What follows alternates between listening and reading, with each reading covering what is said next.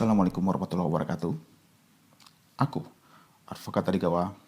Selamat datang di 5.32 for Peace channel.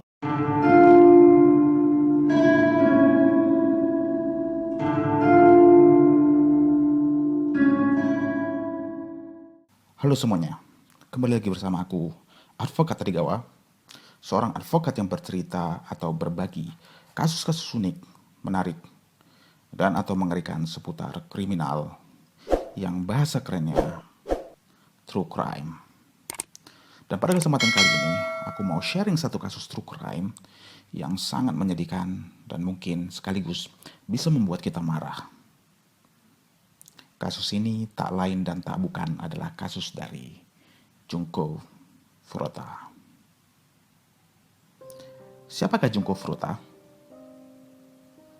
Oh iya, karena sudah banyak yang membahas kasus ini di channel-channel tetangga, jadi aku hanya menceritakan secara singkat siapa Junko Furuta.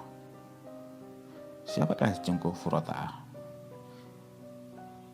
Junko Furuta lahir pada tanggal 18 Januari 1971. Sebelum peristiwa menyedihkan itu terjadi, Junko Furuta adalah seorang gadis berumur 16 tahun, cantik, baik, ceria, sederhana, dan tidak pernah merokok atau minum minuman keras. Junko Furuta adalah siswi dari sekolah menengah Misato, Saitama, Prefektur, Jepang. Seperti umumnya gadis cantik adalah wajar kalau disukai pria. Nah, Junko Furuta ini disukai oleh Hiroshi Miyano, teman sekolahnya. Hiroshi Miyano terkenal dengan kenakalannya dan jahat di sekolahnya. Dan ia adalah salah satu generasi muda dari geng Yakuza. Tidak ada yang berani dengan Hiroshi, dan tidak ada juga yang berani menolak cinta Hiroshi. Tapi Junko berani berkata enggak dan menolak Hiroshi. Penolakan itulah yang merupakan awal dari mimpi buruk, real mimpi buruk yang akan dialami Junko Furuta kemudian. Setelah beberapa hari penolakan itu, Junko Furuta pun hilang. Ternyata Junko Furuta diculik oleh Hiroshi yang menyimpan sakit hati dan dendam padanya. Penculikan itu dibantu oleh 3 orang temannya, yaitu Shinji Minato atau Nobuharu Minato, Joe Ogura atau Joe Kamisaku, dan Yasushi Watanabe. Itulah tadi kisah singkat dari Junko Furuta. Dan kali ini aku mau kasih ke kamu semua fakta-fakta mengerikan yang dialami oleh Junko Furuta. Fakta yang pertama, Junko Furuta diculik oleh 4 orang dan disiksa selama 44 hari. Dia diperkosa beberapa kali dalam sehari oleh para penculiknya. Konon kabarnya selama 44 hari itu, Junko Furuta diperkosa sebanyak kurang lebih 500 kali. Fakta yang kedua, selama 44 hari, Junko dipaksa untuk telanjang bulat atau tanpa sehelai pakaian pun yang menempel di tubuhnya. Ia diperkosa lebih dari 100 pria. Penculik Junko juga mengundang beberapa anggota Yakuza untuk memperkosa Junko setiap harinya. Fakta yang ketiga, tidak hanya perkosaan demi perkosaan yang dialami Junko Furuta, tapi para penculiknya melakukan banyak kekerasan ke Junko Furuta. Kekerasan yang dilakukan oleh para penculiknya antara lain yaitu membenturkan wajahnya ke lantai, memukuli Junko dengan stick golf, memaksa Junko untuk masturbasi di depan para penculik dan tamu-tamu para penculiknya, memasukkan benda asing ke kemaluan dan dubur Junko Furuta seperti botol air minuman, lempengan besi, gunting, tongkat, panggangan panas, dan bohlam. Kekerasan lainnya adalah membakar kemaluan Junko Furuta dengan korek api. Memasukkan kembang api yang masih menyala ke dalam lubang dubur Junko hingga kembang api itu padam dan mengakibatkan luka bakar yang cukup parah. Para penculik menjepit puting Junko Furuta dengan penjepit besar hingga putingnya robek dan mengeluarkan darah yang cukup banyak. Para penculik menjatuhkan sebuah dumbbell yang berat ke atas perutnya dan membuat perutnya sakit parah. Junko Furuta pernah digantung di langit-langit rumah dalam keadaan telanjang dan dibiarkan kedinginan selama beberapa hari. Hiroshi meneteskan lilin panas ke atas pelupuk mata Junko. Dada Junko pernah ditusuk dengan jarum jahit hingga jarum itu memenuhi dadanya.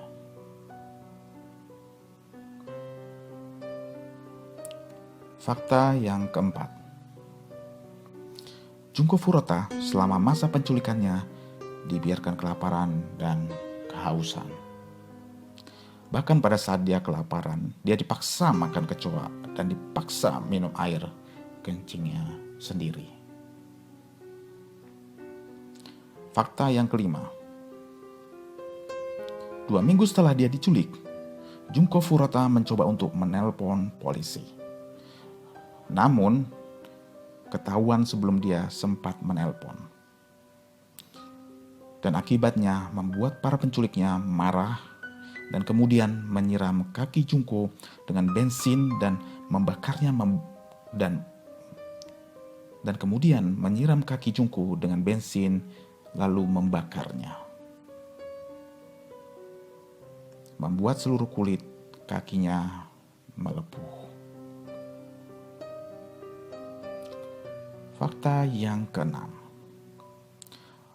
orang tua salah satu penculik tahu kalau Furuta diculik dan disiksa, namun mereka diam saja karena takut pada salah satu penculik yang bernama Hiroshi.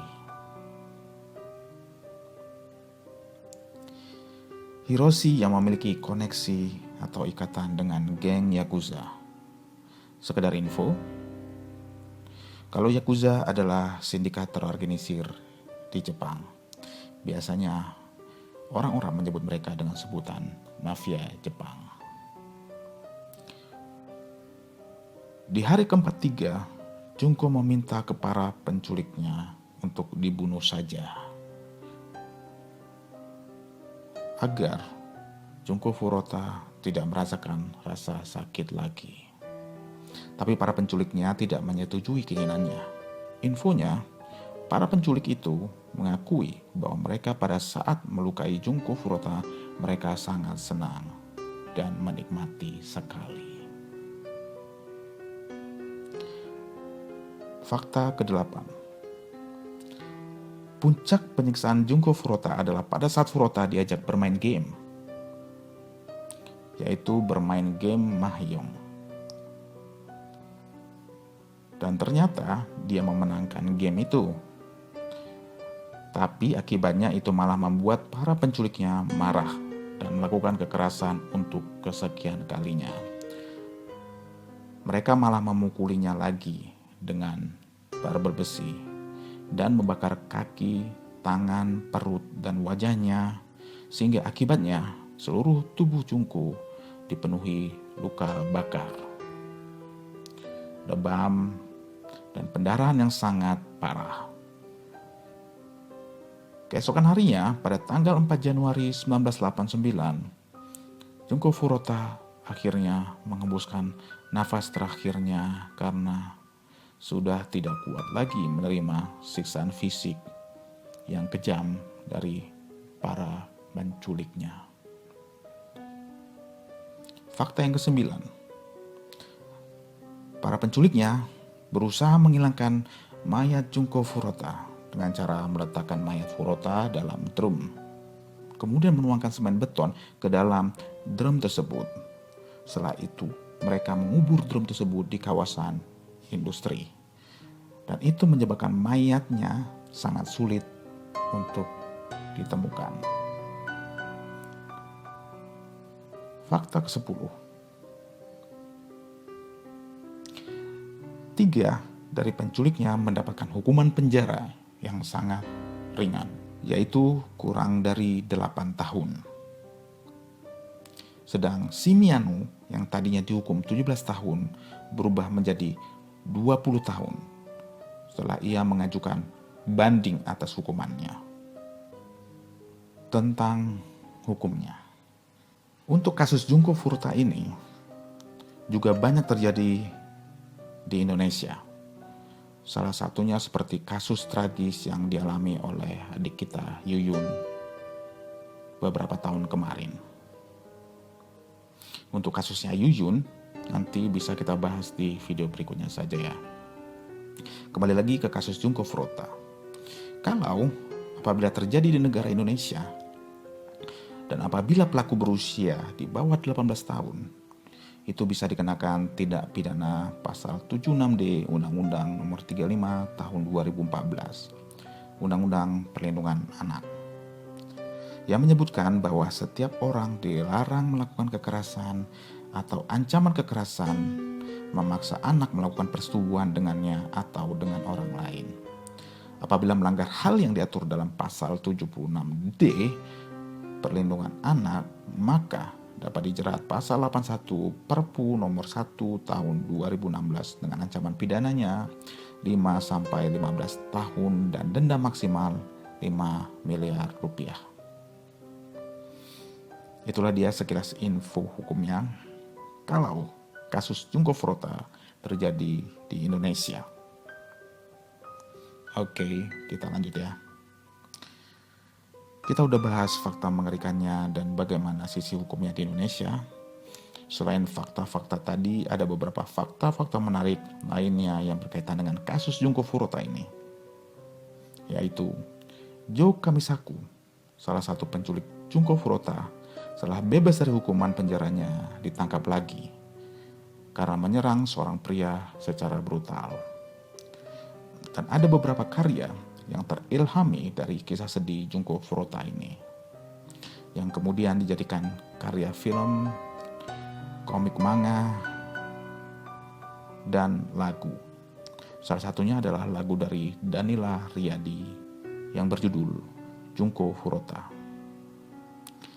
Danila mendedikasikan video klipnya untuk Junko Furuta dan para korban pemerkosaan lainnya di berbagai tempat, tak terkecuali di Indonesia sendiri. Menurutnya, isu-isu ini muncul karena kurangnya kesadaran akan hak perempuan. Jadi, lagu Junko Furuta dan video klipnya merupakan bentuk ekspresi untuk mengutarakan rasa prihatin. Cukup menyedihkan ya, ternyata kasus Junko Furuta ini.